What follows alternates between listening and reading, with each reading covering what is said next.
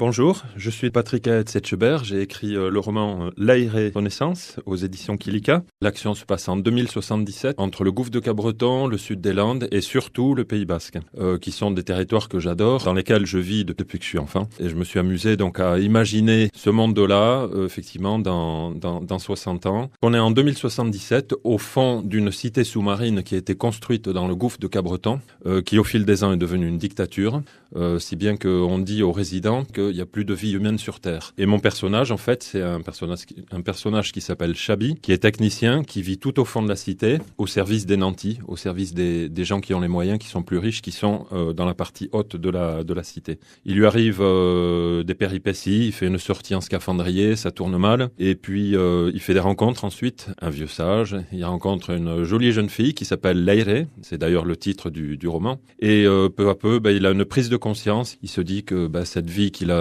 toujours vécu dans cette cité qui est comme un grand supermarché finalement, tel qu'on les connaît aujourd'hui, c'est un peu l'archétype que j'ai voulu donner, n'est plus possible pour lui et va commencer qu'on peut dire le voyage du héros. Est-ce qu'il va monter vers les parties hautes de la cité? Est-ce qu'il va réussir à s'enfuir puisque c'est interdit? Est-ce que la fille sera avec lui? Comment vont-ils, s'ils arrivent à s'enfuir, vont-ils arriver sur Terre, sur la plage, sur les plages landaises? Et à partir de là, est-ce qu'il y a des hommes encore sur Terre? Comment ils vivent?